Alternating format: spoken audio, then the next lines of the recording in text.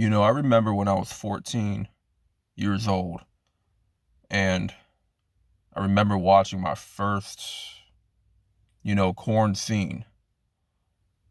It was a guy and a woman, right, on the hub. This was 2010, 2011, I believe. Long time ago. And I remember my mom catching me, right? I was on the computer, the family computer at the time. My mother caught me red-handed. I didn't think to look at the scene and look at the video, you know, when she was gone or when anybody else was gone. I was being, stupid, and she caught me. Got grounded for a week. Lost computer privileges for a while. you know, got in trouble. So, and I remember, just becoming really addicted until I graduated high school. During my high school years, I wasn't that addicted. I wasn't heavily into, watching porn until late 2014. By that time, I was graduated. That was a time where I had no direction in life. I had no guidance. I was lost. I really had nothing to offer to the world. I was a loser. I was this 18-year-old that was a loser, more so like an incel, had no future. It felt like it. It felt like my future was bleak. Everything up ahead was cloudy and foggy. Nothing ever seemed bright. I didn't have many friends. I pretty much lost all my friends after high school. I didn't have much family. My grandmother was sick.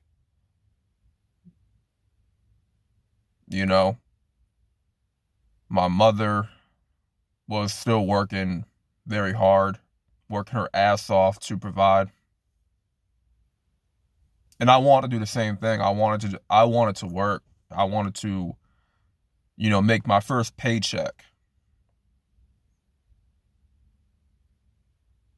But I couldn't help but feel like that was always going to be my limit in life, is go work a regular 9 to 5. And when I look back of all the years of being a porn addict, that was the reason for my limitations in life. Porn was the reason for my limitations in life, why I could not go far, why I couldn't even think bigger, why I couldn't, elevate in life. It was only up until 2021, right? Mid-2021, where I finally committed to stop watching the porn. Now, around that time, my addiction to porn was not that severe. Compared to years prior, hasn't been that severe. I quit for 90 days. And then I went back soon after. I started to backslide. I will get into a lot of patterns where I would quit for weeks and weeks, months, and then I will go back. I will go check out a little site. But beforehand, I was watching all sorts of corn, right? All sorts of corn. You know, even gay porn. Yeah, it got that serious. You know, it's hard to admit that, but that's what I was also into watching. Straight, lesbian, just anything extreme that can, that can give me that high dopamine hit. Give me that high dopamine kick. And I realized I couldn't get enough of it. From 2014 to early 2021. Like, that's when my addiction was pretty much at an all-time high.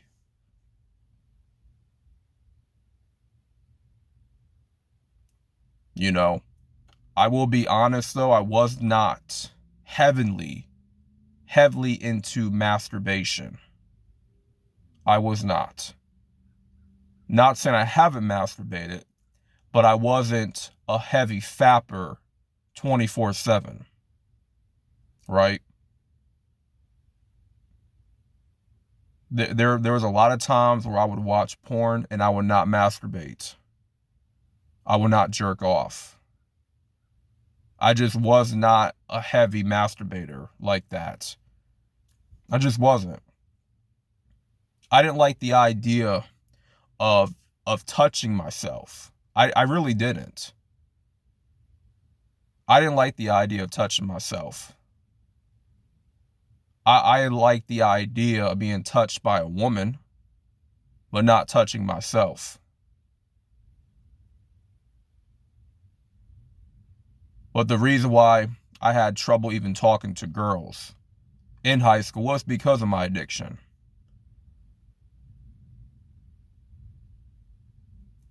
It was giving me what I quote unquote needed in terms of pleasure, instant gratification. And I was losing natural highs in life. Losing the ability to socialize, losing the ability to talk to girls, losing the ability to enjoy every like life activity, right? Just enjoying it and participating in it. Nothing outside of what I was watching seemed interesting or fun. Because when it came to pornographic content, I was getting my quote unquote fun, right?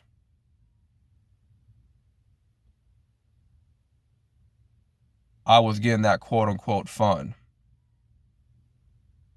I thought that I was, I thought I was doing the right thing for myself. But I really wasn't. I was only torturing myself mentally, psychologically, and torturing myself spiritually. And I was messing up my brain cells. You don't realize, but the more porn you watch, the more slow you are able to receive and absorb information.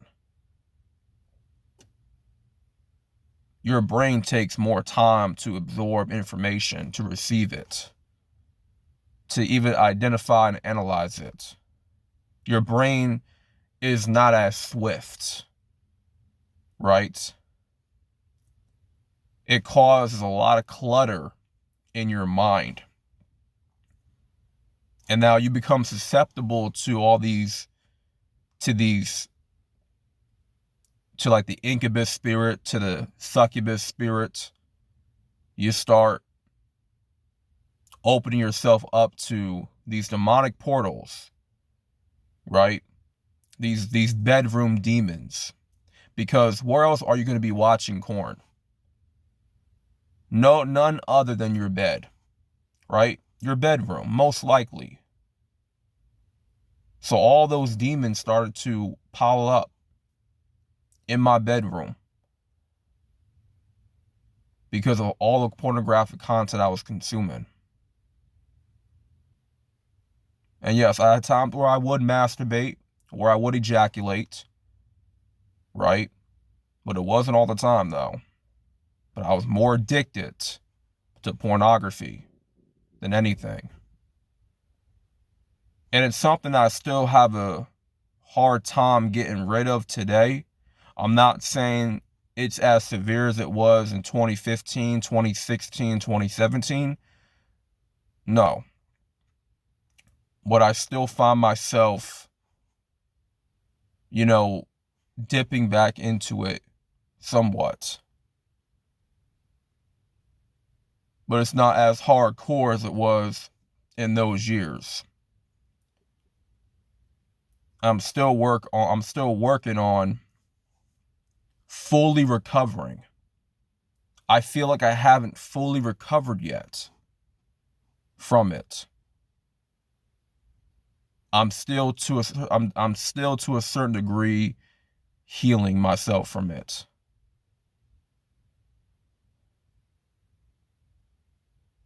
And I want to make this confession. I've been a porn addict for 8 years. As I mentioned, I watch all sorts of porn. I'm not going to say all sorts, but various types of porn, right? And a lot of you guys don't realize when you are susceptible to porn, like straight porn, you become susceptible to gay porn now. Because when you're watching the woman, you're also inherently watching the man too. So now we're being exposed to homosexuality in some ways. And a lot of us are not even gay. I'm not gay. Right? But we have been exposed to homosexuality through pornography. Right? So in some ways, a lot of men that have watched porn, could be gay. But in your real life, you like women. You talk to women. You only want to be with a woman. It's only through the act of watching porn where you start to get those weird thoughts. And that's something that I had to work through this entire addiction. That's something that I'm battling. And guess what? It's not a good feeling. It's not a good feeling. I have to be honest.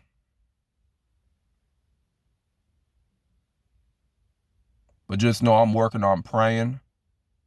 I'm working on being delivered from this. Because this is a demonic spirit. This is a parasite that's living inside. And I have to wash it out. I have to erase it. Not just from my spirit, but from my mind, my brain.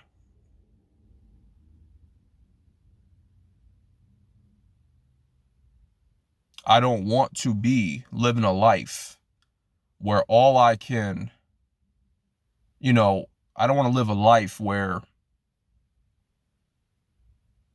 I'm trapped and enslaved to my sexual desires through a computer screen or through a phone screen. No, I don't want that to be my life. I don't want that to be my situation when I'm in my 30s. Because you cannot operate at your best self when you have this addiction. You can't. It's impossible. Because it's taken over your mind. It's cluttering your mind, causing a lot of brain fog. You will not be able to get a lot of stuff done. you will not be able to level up. You won't. Because that's on your mind. That's it. That's embedded in your subconscious. At some point, you're always going to be thinking about that over your craft, over your business, over, you know, your hobbies, over women that you like, right? Over getting the bag, over important things in life. The pornographic content will be more important to you because you're in bondage to it, right?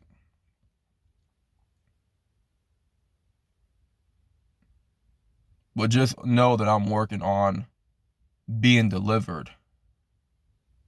And this is a tough time. You know, this is a tough recovery, man. I'm not going to lie. You know, I'm still pushing through. I'm still kicking it. But this right here is a picture of someone that was really, really addicted, severely addicted. This is me like 6 years ago, I believe. That was when I was at my darkest point in life, my lowest point. And when you have no social life, you really have nothing going for yourself. All you have is a 9 to 5. And you don't have the ability to talk to women as much. You come from nothing in life. You have so many voids to fill up. And I was using pornography to fill up the void that was missing in my life. It only made me more depressed. It only made me more anxious. It wasn't fulfilling a damn thing. It wasn't.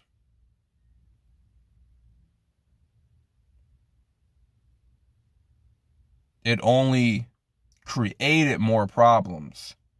It only created more, you know, negative symptoms like depression, like anxiety, sadness, loneliness, you know, lack of concentration,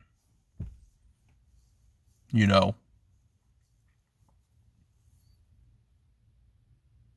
And I know a lot of young men are still dealing with this demon,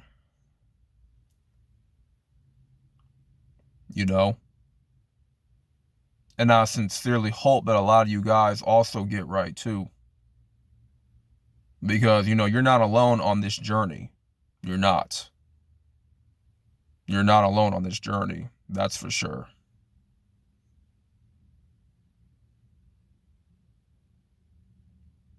So at the end of the day, it's really about moving forward and letting go of these demons, getting healed, recovering, allowing God to take over, the Most High, Yahshua, to take over, and to flee from this sin.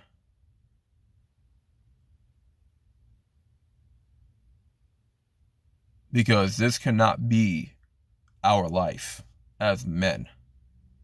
And I know there are women out there that go through the same thing. They have the same problem.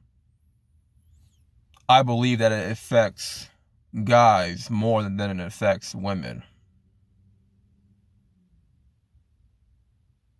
So, with that being said, thank y'all for listening.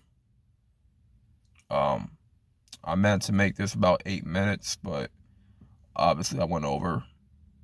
But I just want to give y'all my testimony, give y'all that confession. Not really much a testimony, but a confession. And I feel like after those initial 90 days that I did quit, I really should have been more determined and been more on fire for the Lord at that time. But I wasn't. I wasn't all the way putting God first at that time. Had I prayed more, had I fasted more, had I been in the scriptures more, rooted in the word more, I feel like that would have been the decisive end to my addiction. Right? But that's my fault for not putting God first all the way. And now I'm learning that lesson. Because you cannot allow any space, you cannot allow an opportunity for those demons to come in and take over. You have to be rooted in the Father all the way through. For that protection, for that guidance, to keep those demonic portals away.